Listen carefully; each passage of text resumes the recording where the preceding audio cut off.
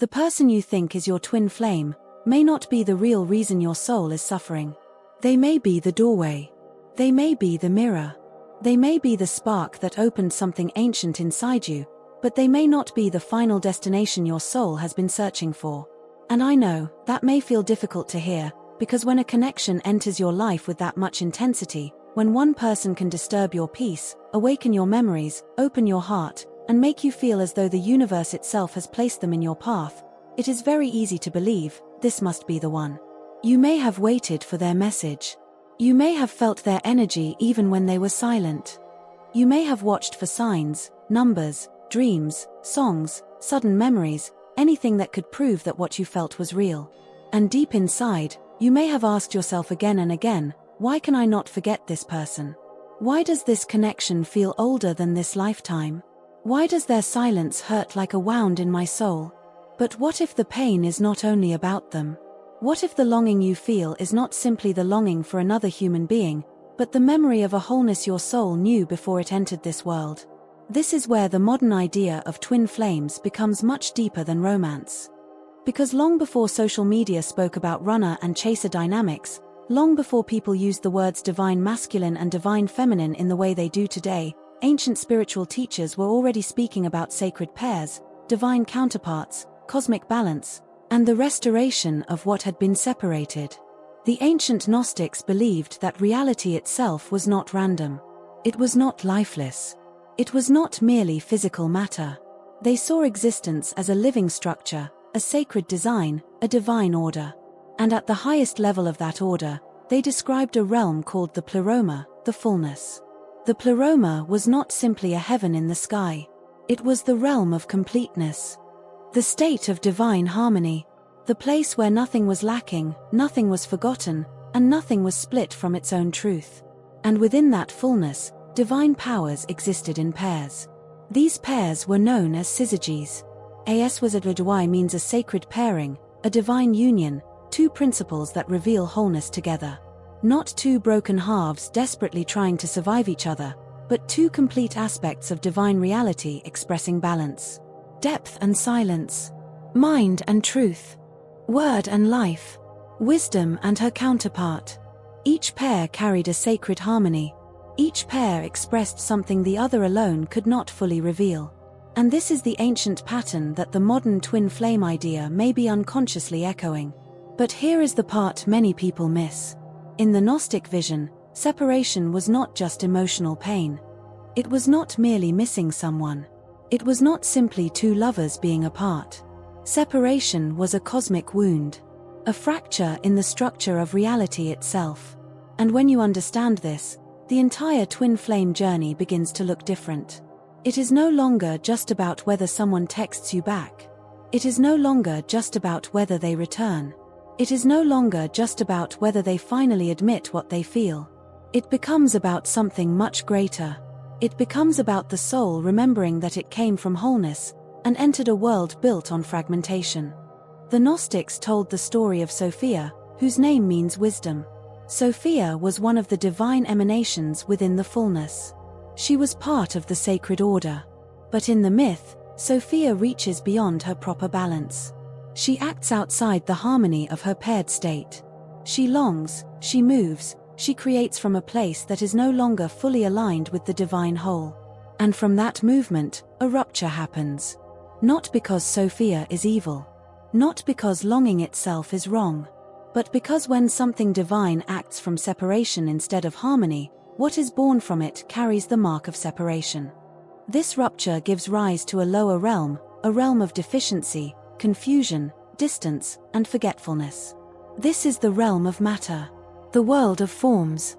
The world where souls enter bodies, forget their origin, and begin searching outside themselves for what they once knew within the fullness.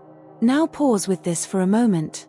Because this may explain something you have felt your entire life. That quiet ache inside you, the feeling that something is missing, the sense that even when life looks good on the outside, something deep within you is still searching, may not mean you are broken.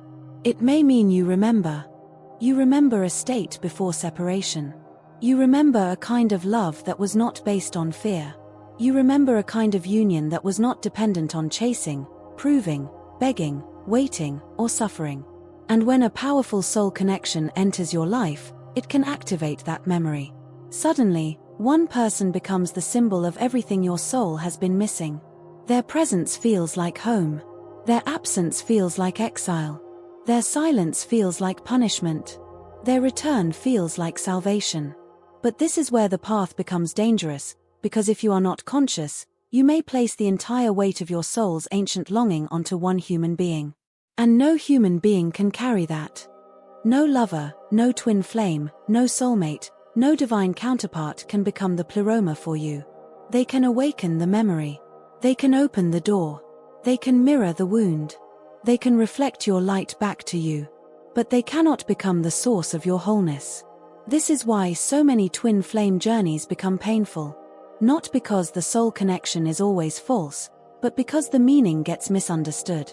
The soul says, remember. The wound says, chase. The soul says, return to yourself.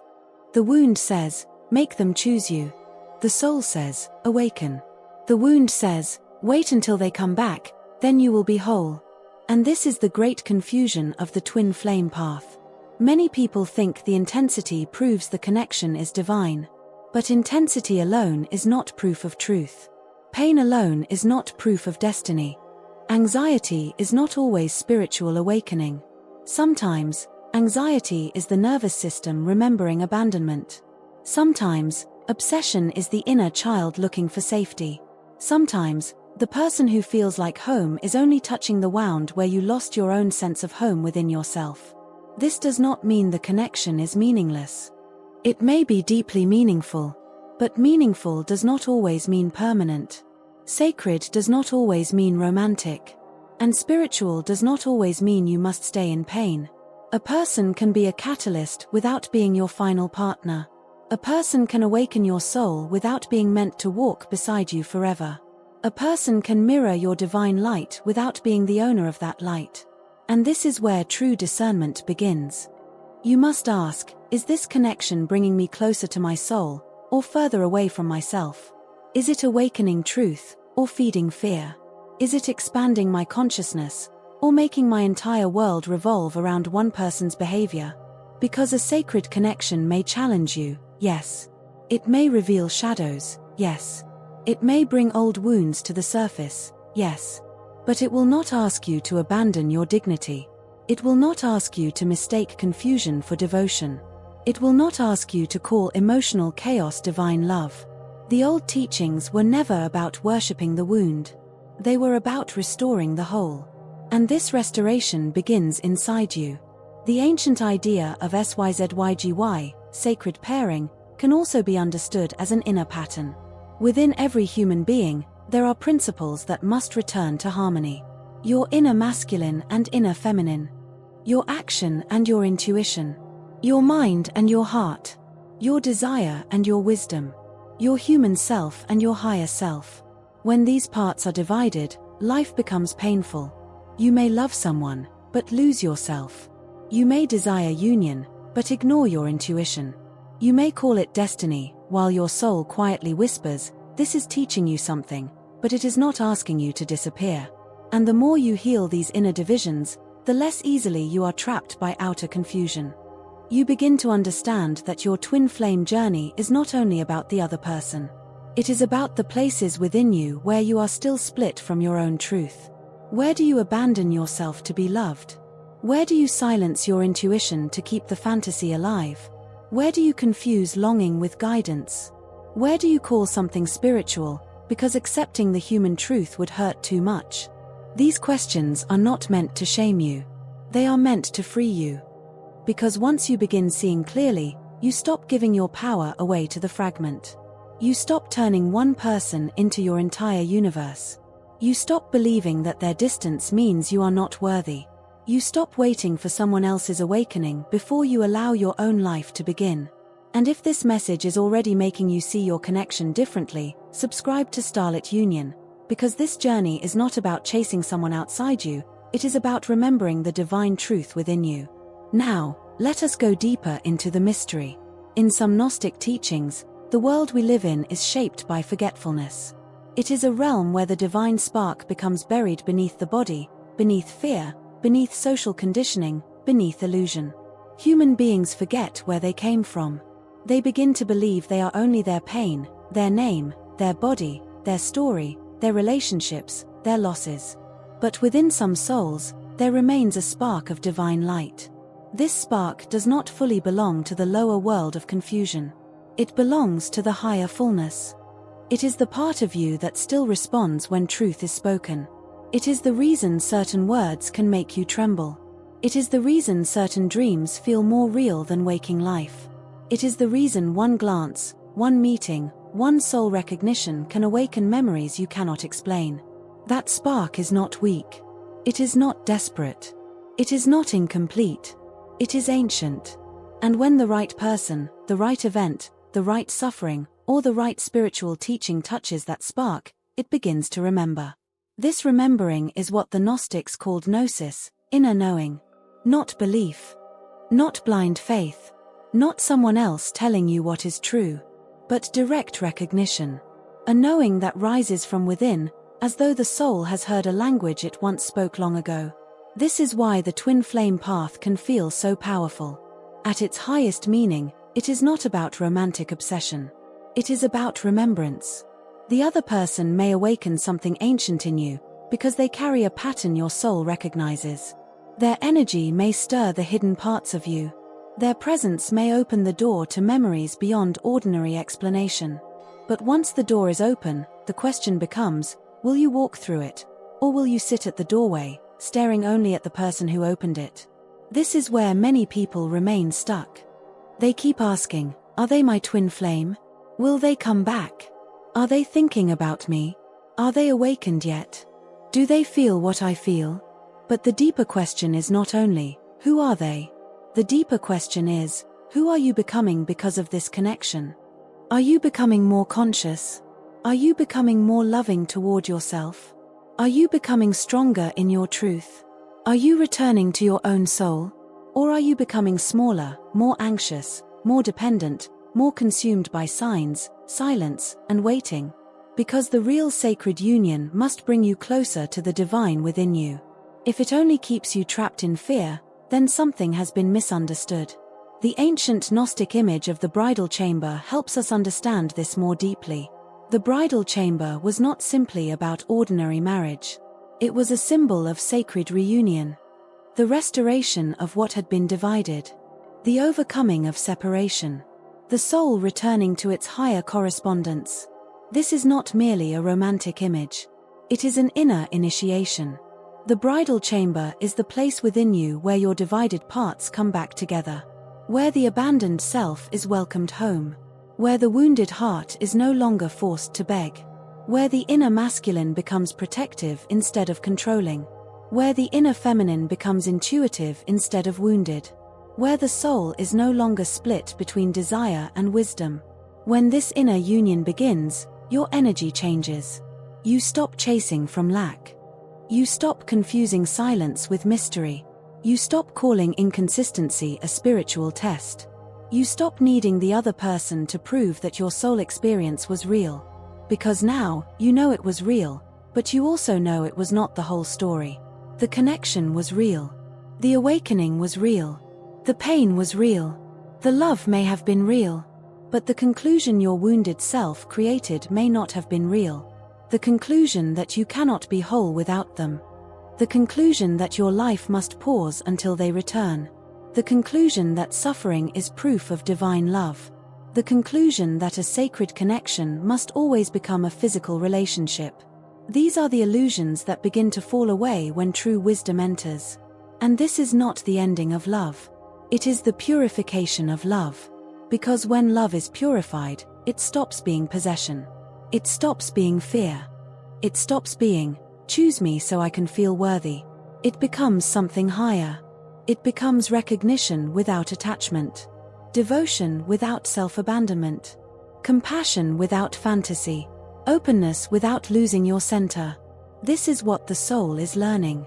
Not how to chase harder, but how to see clearer. Not how to force union, but how to become aligned with truth. Not how to make someone awaken, but how to allow your own awakening to continue, even if they are not ready to walk beside you. And this is one of the hardest lessons of the path. Sometimes, the person who awakens you cannot meet you at the level they awakened in you. Sometimes, they open a door they themselves are not ready to enter. Sometimes, they carry the match, but not the maturity. Sometimes, they ignite the flame, but cannot stand in its light. And if you do not understand this, you may spend years asking why they came into your life at all. But the soul knows. They came to reveal something. They came to activate something. They came to show you the places where you still believed love had to be earned through suffering. They came to bring the buried longing to the surface, so that you could finally stop projecting it outward and begin listening to what it was truly saying. The longing was never saying, lose yourself for them. It was saying, come home. The longing was never saying, wait forever. It was saying, awaken now. The longing was never saying, you are half of a soul.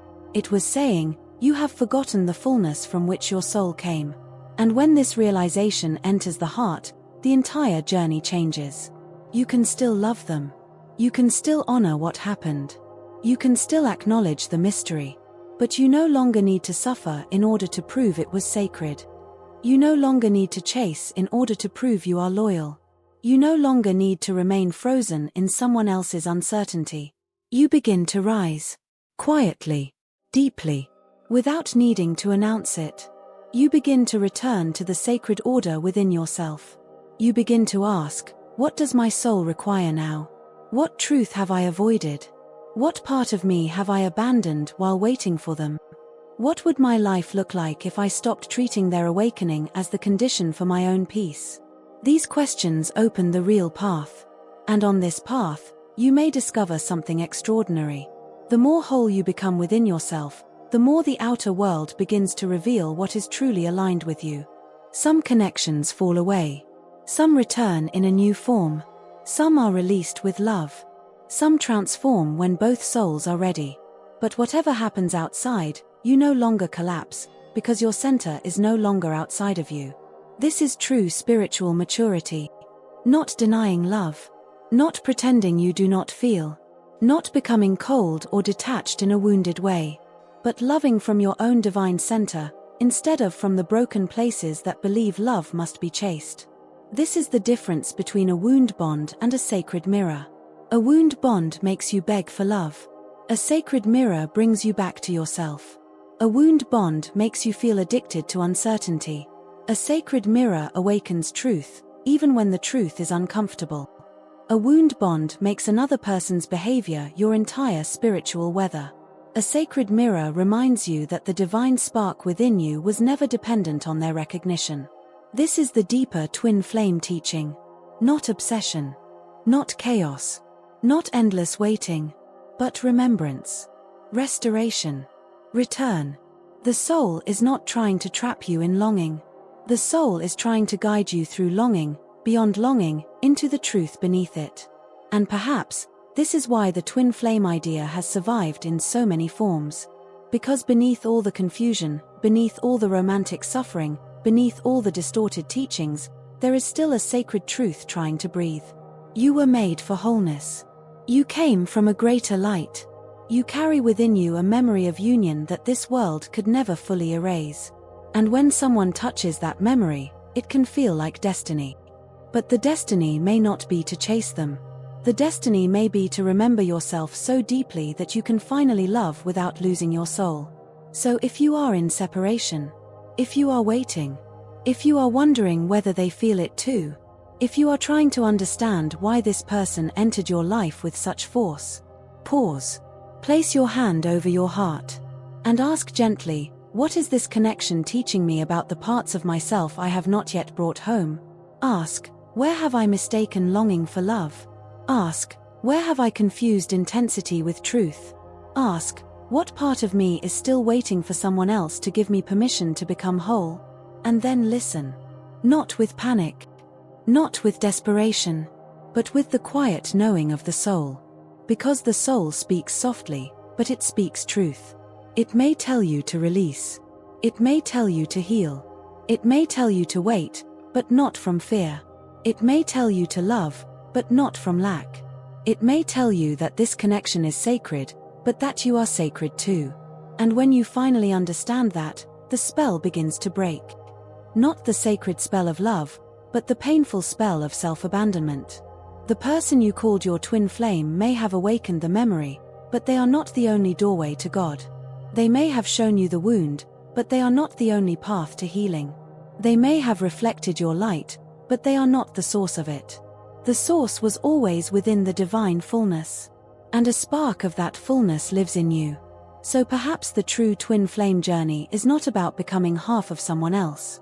Perhaps it is about becoming so whole within yourself that love no longer has to arrive as pain. Perhaps the real union is not when someone returns to complete you. Perhaps the real union begins when you return to the parts of yourself you abandoned while waiting for them. And when that happens, love changes. You stop searching for someone to save you. You stop worshipping the one who triggered you. You stop mistaking the mirror for the whole sky. You begin to walk differently. You begin to love differently. You begin to remember that your longing was never meaningless. It was a map, a signal, a sacred ache pointing you back to the divine truth of who you are. So comment below, I am remembering my wholeness, if this message spoke to your soul.